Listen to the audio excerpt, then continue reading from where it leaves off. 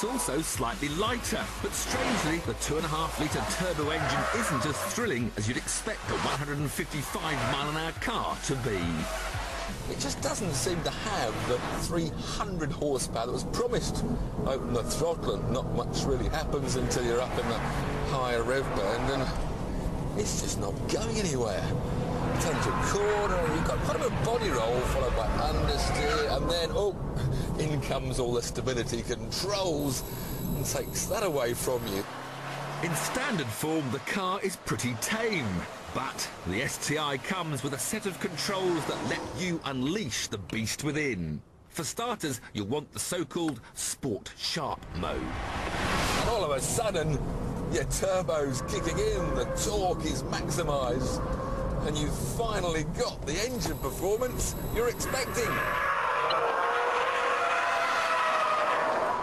And now, you can understand how this Subaru gets to 60 in just 4.8 seconds.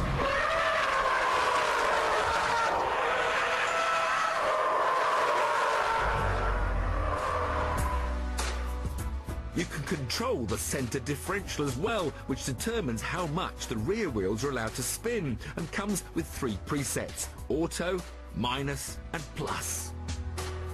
To really test it properly and find out whether the STI has regained the Impreza's rally car cred, or if it's just a gimmick that doesn't really work, we're going to have to get wet.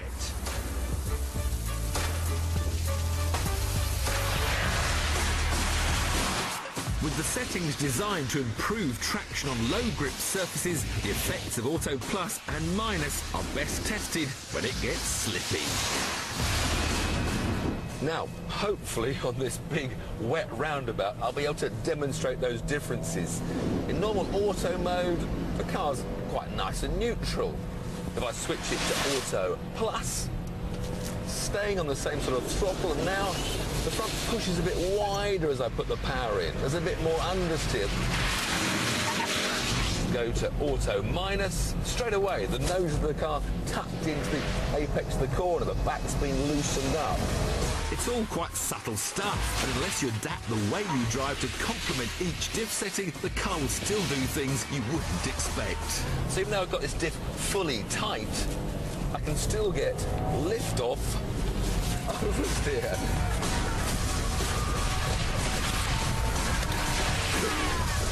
Not quite the four-wheel drive grip you'd hope for. So, as I said, it doesn't really affect the handling that much.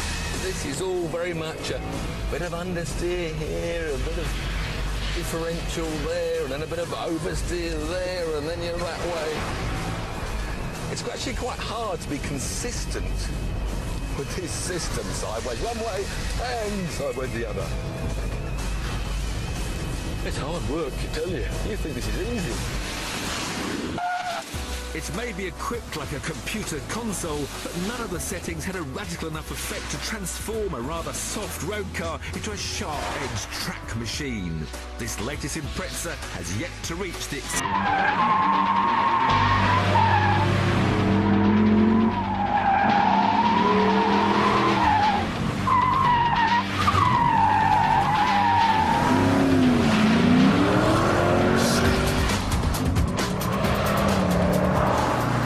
Funner is not really a word, but that's exactly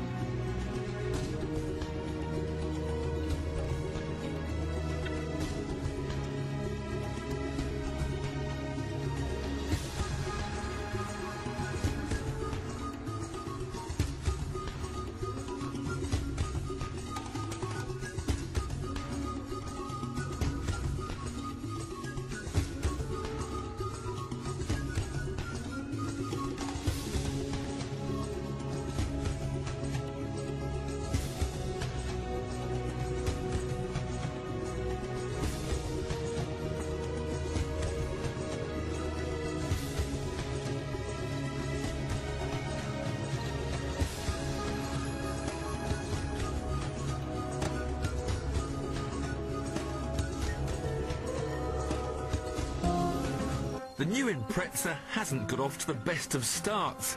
When we first drove it at the end of last year, we bemoaned Subaru's radical new styling policy to make an anonymous hatchback.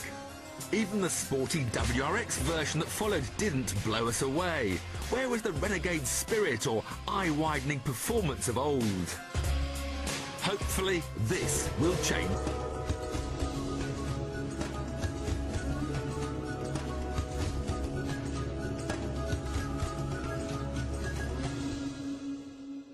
To reach the exciting heights of its iconic predecessor.